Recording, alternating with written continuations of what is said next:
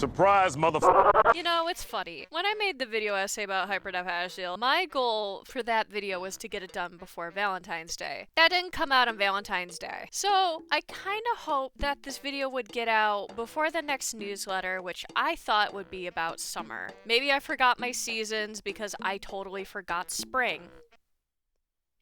That didn't happen either. With new canon information, I can't get into Phantom of Azrael without addressing the newsletter, because my goal with the next video is all fanon, no canon. There's some actually really big revelations with this email alone. Let's quickly cover some ground about what I've discussed about Flowey. Flowey has been able to reset the timeline numerous times through his determination. He may not have feelings or emotions, but he does have the will to live. By resetting these timelines, he's able to actually act out whatever he wanted ad nauseum. Eventually, he let the timeline go for a lot of actions to happen, such as human civilization developing to modern times, all the monsters getting really cool tech and anime, and for Jerry to develop some friends. I'm kidding. Which brings us to Papyrus. It's clear from their dialogue that there's something interesting happening here. While Flowey does manipulate Papyrus to bring all the monsters together for him to steal their souls, there's more to their relationship than maliciousness. Sans brings up the fact that there is a talking flower in the bar scene who whispers things to Papyrus, such as thoughts, actions, advice. It's obvious that Papyrus talks to Flowey quite a bit. If you become friends with Papyrus and eventually Undyne, you can call them with the phone that Tutorial gave you back in the ruins. You can actually call them at almost every point in the story, and depending on what room you're in, they'll have some lines pertaining to that area or parts of their character. But these calls change depending on when you become friends with Undyne, when you become friends with Papyrus, or if you do so at all. If you use the phone after you become friends with Papyrus, but before becoming friends with Undyne, and you go to the patch of flowers in the dump after the flashback, Papyrus says this: "Flowers, do any of them talk? Say hi for me." Calling again gets this prompt: "Flowers are our best friends," which is a nod to all of the your best friend themology that I mentioned in my previous video. So, a lot of Flowey vibes here for sure. Continuing through the waterfall, calling Papyrus, but before becoming friends with Undyne, in the room filled with echo flowers brings up this text: "Echo flowers." There's only one talking flower for me. Now, if you become friends with both of them and go to the hotel room hallway and call them, there's initial dialogue of Papyrus being irritated by an annoying dog, but calling the number again has this exchange with Undyne. "So, you hated this dog, but like weird talking flowers? The flower is my friend. I mean, if having an imaginary friend makes you happy." Oh my god, he's not imaginary. He has a name. What's his name? Flowery? Oh my god, you just made that up. Okay, I did, but he's real. Now, if you cycle through the game and you repeat the neutral ending 3 times, Flowey says this: "Are you trying to start the Flowey fan club? Because if you want to join that, you'll have to talk to Papyrus." Yeah, he started that one. A few different times, anyway. I won't lie, he's one of the better characters to mess around with. Took me a long time to get bored of that one. Yeah, talk to him about it. After the 4th time of repeating this ending, he says, "Did you start the Flowey fan club?" I'm just kidding. I was watching. I know you didn't. But I don't care, really. He probably would have invited his garbage brother. In the PowerPoint, I mentioned that this is either Flowey finding Papyrus an interesting character to toy with from Reset to Reset, or this might be a reflection of Flowey's former self, being naive and innocent. Considering all the other monsters in the underground are in a kill or be killed type of mindset, Papyrus doesn't send you to the game over screen. When he weakens you to your last hit point or close to it, he stops the fight and puts you in jail. Even when he tries to target weapons at you at your most vulnerable moment, he doesn't have any interest in you dying and taking your soul. Hell, even after being friends with Undyne for God knows how long, after becoming friends with you, he's the one that's trying to help you. It would make sense that Flowey has such an interest in his character and his responses. His intentions with being part of the Royal Guard are pure. He only wants to be liked by everybody, have friends. Undyne denies Papyrus a position because he's too nice. And it's gotten to the point where she teaches him how to cook pasta instead of fight. He's optimistic to a fault. He wants what's best for everybody to a fault. And he generally has a pure but eccentric personality. He only wants to be popular, to make friends, to be a good influence. Now let's bring this back to Flowey for a second. On the Tumblr QA blog run by Toby Fox, there was only one question that was asked through all of the characters. What is Papyrus's favorite food? Now the audience and the characters themselves know Papyrus cooks lots of spaghetti, but it is not his favorite food. He only makes pasta because he thinks everyone else likes pasta, so he makes it to make his friends happy, which really fits in with his character. Do you know what his favorite food is? Papyrus's favorite food is oatmeal with dinosaur eggs. The only character out of all of the characters that were asked who got this answer right is Flowey. If he really hated Papyrus, why would he take the time to remember his favorite food? When everyone is scrambling to get the right answer, Flowey seems to be the only one who understands. Let's fast forward to the end of Undertale and towards the beginning of the Winter Alarm Clock. In the end, Asriel loses his power and turns back into Flowey, and with his past trauma somewhat comforted by everything that happened, Flowey wants everyone to live happy lives, and his emotions, despite not really having any, seem genuine. Even to the point where if you reset the game, Flowey asks you to reset his memory too. He doesn't want to remember having that moment of peace and then having it ripped away again.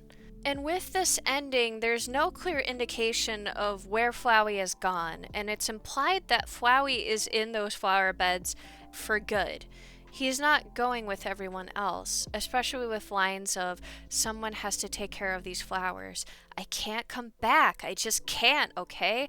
I don't want to break their hearts all over again. Not to mention the line, don't you have anything else better to do, when you exhaust his dialogue. Asriel and Flowey have made peace with the fact that they're not getting their happy ending. This is something that comes up a lot in the neutral endings and in the Asriel fight, and even at the point where Flowey captures everyone. Their own happy ending is keeping you in their clutches and having power over the timeline, but it would be devastating for everyone else, and after feeling love for just a little while, they know their own demise would be the best outcome for everybody. Fans have interpreted this ending as Flowey staying behind. Any ending where Asriel or Flowey is with everyone else is an AU or a break from canon. It's simply fan fiction, and that's it. So, the Winter Alarm Clock. This was released around the 5th year anniversary of Undertale, and it was supposed to be an app that had storylines following these characters, but due to the development of Deltarune, this was too much work to maintain. Despite being a Winter Alarm Clock, this was released in September, so around the time of fall. But if you live in Buffalo, New York, it's basically winter anyways around that time of year. Papyrus has a winter party in which he invites Flowey. Not only does he invite him, but he makes him a matching scarf. A scarf that Flowey is proud of and even tells the reader that they're jealous of not having the scarf. There's an additional point here that I want to mention because this will make more sense once we get into the full analysis of everything that we just discussed. Toriel gets drunk and ends up in the garage, smashed, out cold. Papyrus puts a blanket on her, but there's not too much help or mentions after this from any of the other characters except for Flowey. Flowey talks about her demise and shares how Toriel was miserable and alone in the ruins, how she couldn't even take care of herself. I mean, this is not coming out of the blue. He also brought up a very festive line like, the best part of winter is the snow, which is completely indistinguishable from the dust of your enemies. Merry Christmas, by the way. Toriel looks to Flowey, and either hallucinating, drunk, or actually recognizing him, She looks to him and says, "I will never leave you again." Flowey follows this line up with the line, "Idiot, you can't even take care of yourself," is definitely a reference to one of the endings where you kill her. And this is really heartbreaking because the tone of this has changed from this smug sadism to, "God damn it, Mom, you can't even take care of yourself." And you know what he does after that? He gets her water filled up to the top, just like how Asriel would do it. According to Toriel's recount of the party, back when she was in the ruins, it's implied that Flowey actually helps her to bed, which is insane. Not only this, but it seems like this has happened more than once. From the context of the other characters, this seems to only be done by Flowey. I mean, Papyrus throws a blanket on her, and that's fine, but Flowey's the one actually, like, taking care of her. It is now 2024, 8 years after Undertale's release, going on 9. The fact that this came out the night before my video was published, while frustrating, was so exciting to see. My whole purpose with the last video was to raise awareness for an incredible character, and to see them again after so long. My emotions were split, but mostly positive. I was so excited about this. In the newsletter, we see a lot of art of Papyrus with Flowey, which is so exciting, and it's perfectly themed for spring. It's a shame it's currently like 87 degrees outside, but you know what? A girl can dream. First, we have this picture of Papyrus feeding Flowey cat food. Why? Okay, but we also have Papyrus watering Flowey, and it is so delightful. We also get to see various other flowers being watered that resemble the different flowers that are in Asgore's shop. Now, I'm not going to dive too deep into it because it is Deltarune themed, but it is really fascinating. Now, the core of this video comes from Papyrus's interview. Toby Fox has done a couple of these with some more related questions, but most of them are just silly banters back and forth between Papyrus and Sans. This one we got a question about Flowey. Oh my god! What's the relationship like with your tiny friend Flowery? By Bob and Socks. Oh, my tiny friend Flowery. It's Flowey, no R. Yes, my tiny and small friend Flowey. Whatever you say, Papyrus. Who's that? Based on the name, it sounds like we would get along. First of all, this is an adorable nod to Flowery back in the hotel phone call that we just mentioned a little while back. Second of all, based on the name, it sounds like we would get along. Oh my god, that's so cute. Now. Hold on, it's going to get better. It's gonna get so much better. Okay. I have to compose myself, okay? There's another detail which I have to give credit to the Iverend on Tumblr for this. Oh my god. Alright, so Papyrus has asked an additional question. Can you shoot lightning bolts, Papaya? By Laswell. Sorry, I think this message is intended for Flowery's friend. He sounds really cool though. He can fire lightning? What do you mean, Papyrus? Can you clarify? Can you clarify what you just said? Can you please clarify by the fact that your friend shoots lightning bolts and that it is Flowery's friend? Can you clarify? Can you please clarify that for me, Papyrus? Please. Please.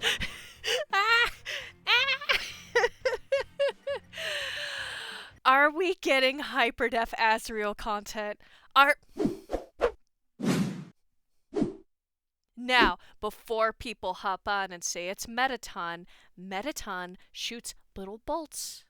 Not lightning. Not full-on lightning. Fire lightning. When you think of Metaton's attacks, you think of leg. You think of leg. Not lightning. Now, this already seems like a lot, but there's one more factor to this, and this was the factor that made me make another part to my series. Now, let's rewind the video really quick and cover that little section that I mentioned about the ending of Undertale. And with this ending, there's no clear indication of where Flowey is gone, and it's implied that Flowey is in those flower beds for good. With this new information and the winter alarm clock, Flowey is on the surface with the monsters. Happy. He's happy. He's on the surface. Ah! Which means so much to this fandom. Not only is Papyrus and Flowey's friendship canon, but Flowey can live a new life on the surface with everyone else. Not only this, but the themes of the winter alarm clock and this newsletter, it's canon that Flowey, despite having no emotions, wants to be there for his friends and family. And let me tell you, people have been aching for this for years. Drawing Azriel living a normal, happy life, drawing Flowey hanging out with the monsters.